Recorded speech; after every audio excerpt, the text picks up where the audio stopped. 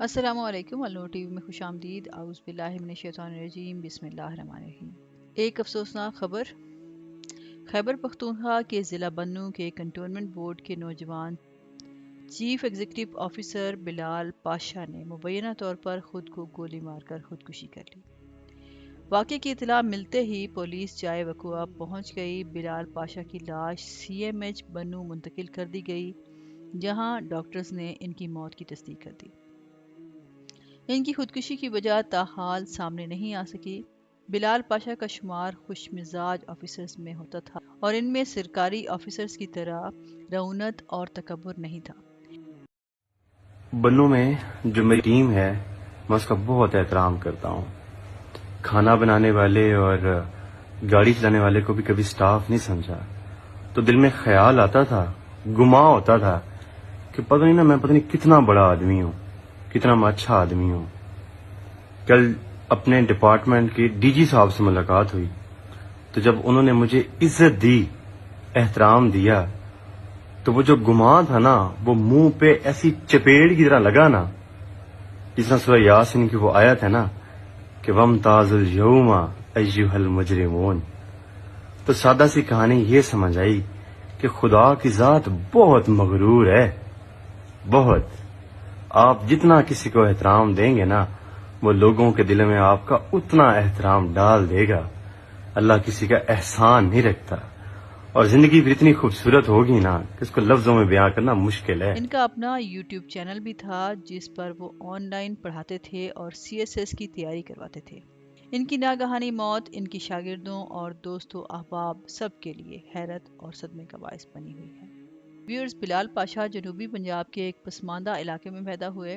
والد دہاڑی دار مزدور تھے اور مالی حالات اچھے نہ ہونے کی وجہ سے مسجد میں ہی قائم مکتب سے پرائمری پاس کی۔ جنوبی پنجاب کی پسماندگی کا عالم سب پر عیاں ہے، لہٰذا بلال پاشا نے بھی چھٹی جماعت سے ABC پڑھنا شروع کیا اور انٹرمیڈیٹ ایمرسن کالج ملتان اور بیچلر زرعی یونیورسٹی فیصل آباد سے کیا۔ کسی کے وہم و گمان میں بھی نہ تھا کہ مسجد سے 5 جماعتیں پاس کرنے والا یہ بچہ کل کو مقابلے کا امتحان پاس کر کے CSP بن جائے گا۔ بلال پاشا نے کیریئر کا آغاز ایک پرائیویٹ جاب سے کیا، لیکن والد کی خواہش پر گورنمنٹ سروس میں آئے اور پولیس میں سب انسپکٹر بھرتی ہوئے۔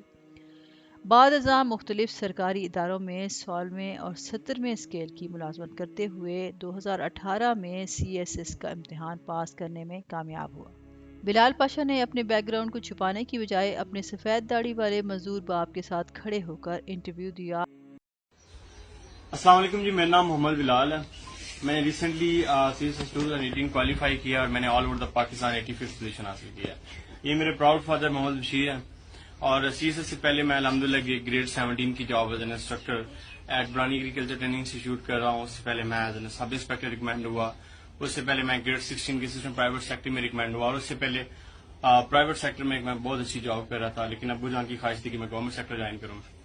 جب سے CSS کا رزلٹ آیا تو میں کافی ساری چیزیں دیکھ رہا ہوں کہ شاید لوگ کہہ رہے ہیں کہ CSS کے لیے کسی ایلیٹ کلاس فیملی سے ہونا ضروری ہے، یا شاید CSS کے لیے کسی ایسی فیملی سے ہونا ضروری ہے کہ جس میں آلریڈی بہت زیادہ بیوروکریٹس ہوں، یا CSS کے لیے جو آپ کی ایجوکیشن ہے وہ ایلیٹ کلاس انسٹیٹیوشن سے ہو، لائک اپنے بیکن سے، لم سے، ایسا کچھ کیا۔ تو میں آج آپ کو اپنی مثال بتانا چاہتا ہوں تاکہ آپ لوگ ان چیزوں سے کبھی بھی وری نہ کریں کہ آپ کون ہیں، کیا ہیں، بس آپ میں پیشن ہو تو آپ کر سکتے ہیں۔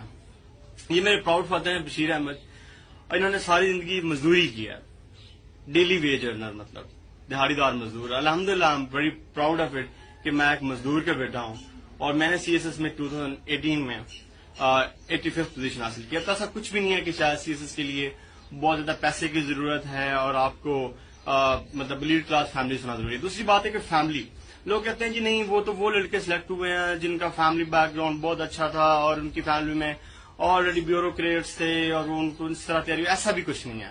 میری فیملی میں 2-3 لوگوں نے میٹرک کیا اور اس کے بعد نو ون ایون ریچڈ انٹر۔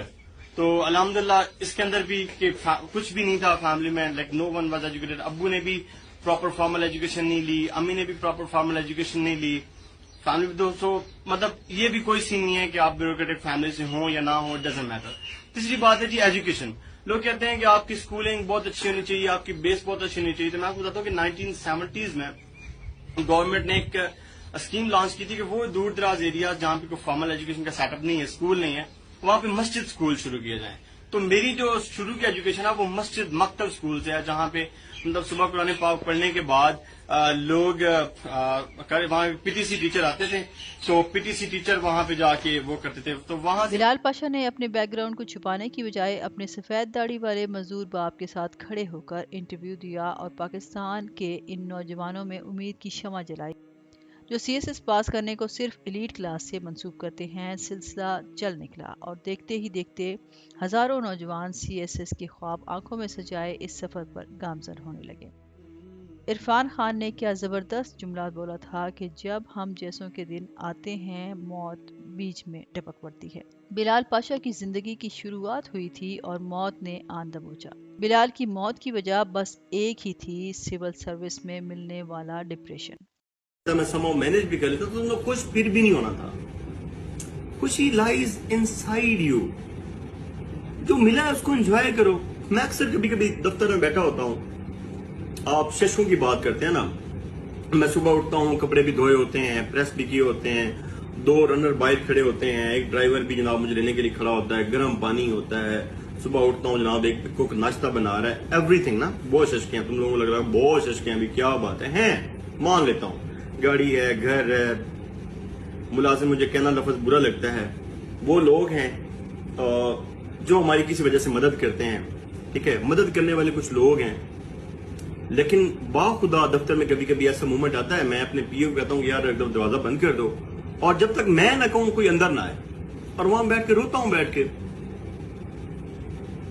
اور پتہ کیوں روتا ہوں؟ بس ایک ششکے کا دل کرتا ہے، جو ششکا میرے پاس نہیں ہے. کیا دل کرتا ہے، کیا ششکا؟ یہ ششکا کو دل کرتا ہے کہ جب میں روز گھر سے نکلوں نا تو میری ماں ایسے میرے بال سیٹ کرے اور کہے کہ جا میرا پتر، تینوں ستے ہی خیران ہے. اس ششکے کو میں اتنا مس کرتا ہوں کہ رونے لگ جاتا ہوں. پھر دل کا غبار ہلکا ہوتا ہے، کام کرنے لگ جاتا ہوں. تم نے کبھی وہ ششکا کاؤنٹ کیا ہے؟ وہ جس سے بھی بات کرتے تھے یہ کہتے تھے کہ نوکری چھوڑ دوں گا یا خودکشی کر لوں گا. ان کا کہنا تھا کہ میں خود گورنمنٹ سروس میں ہوں تو جانتا ہوں کہ کس قدر آپ کو پریشر برداشت کرنا پڑتا ہے. بلال کی موت سے 2 باتیں آیا ہیں، ایک ڈپریشن جان لیوا بیماری ہے اور یہ ارب پتی باپ طارق جمیل کے ارب پتی بیٹے کو بھی دبوچ لیتی ہے، اور یہ ایک مزدور باپ کے آفیسر بیٹے بلال پاشا کو بھی نہیں چھوڑتی. دوسرا، ہمیں نوجوانوں کے پیچھے اتنا بھی نہیں بھاگنا چاہیے کہ وہ ہمارے لیے ایک پیرک وکٹری بن جائیں. فرانس کا نیپولین بوناپارٹ روس کو شکست دینے کے لیے اپنی 6 لاکھ فوجوں کے ساتھ آگے بڑھتا گیا. وہ جنگ تو جیت گیا لیکن سرد موسم کی وجہ سے صرف 10,000 فوجیوں کو بچا کر واپس آیا. بلال 17ویں اسکیل کی عام نوکری پر رہتا تو شاید کبھی پیرک وکٹری کا شکار نہ رہتا. کسی نے کیا خوب کہا ہے کہ جس کی طلب میں تڑپ رہے ہو وہ مل بھی گیا تو کیا کرو گے. چارلس بکوسکی نے کہا تھا کہ ڈھونڈو اسے جس سے تم محبت کرتے ہو تاکہ وہ تمہیں مار سکے. بلال کو بھی سی ایس ایس کرنے نے مار دیا. سی ایس ایس ایسی چیز نہیں ہے جس کی خاطر جان سے بھی ہاتھ دھویا جائے. ہر سال 17% بیوروکریٹس اپنی نیلی بتی اور سبز پلیٹ کو خدا حافظ کہتے ہوئے استعفیٰ دے دیتے ہیں. بلال بھی یہی کہتا تھا، یہ لوگ بتی اور سبز پلیٹ دیکھتے ہیں لیکن میرے اندر نہیں دیکھتے. اب قیامت گزر چکی ہے. بلال اپنے بارش باپ کو ایک بھاری صدمہ دے کر دنیا سے جا چکا ہے. اب اگر اس کی میت کو کوئی روکنا بھی چاہے تو نہیں روک سکتا. بلال کے بارش باپ کے لیے یہ انتہائی بھاری صدمہ ہے کہ وہ اپنے ناتمہ ہاتھوں سے اپنے لختے جگر کے سونے جیسے جسم کو سپرد خاک کرے. اس کا بارش باپ گلیوں گلیوں صدائیں لگاتا ہوا اسی مسجد کے صحن میں جا پہنچے گا جہاں سے بلال نے اپنی زندگی کا آغاز کیا تھا. لیکن اب کی بار وہ میسر نہیں ہوگا. اب کی بار مسجد کی در و دیوار میں بس آؤ بکا سنائی دے گی، وحشت نظر آئے گی. بلال کہیں نہیں ہوگا. وہ اس نیلی بتی، سبز پلیٹ اور اس سماج کے خود ساختہ معیار سے بہت دور جا چکا ہے اور اب کبھی لوٹ کر نہیں آئے گا. ویورز، آپ سے گزارش ہے کہ اپنی رائے کا اظہار کمنٹ سیکشن میں ضرور کیجیے گا، اور اس سے پہلے اگر آپ نے ہمارا چینل سبسکرائب نہیں کیا تو النور ٹی وی کو سبسکرائب کریں اور ساتھ میں لگے گھنٹی کے بٹن کو ضرور دبائیں. شکریہ.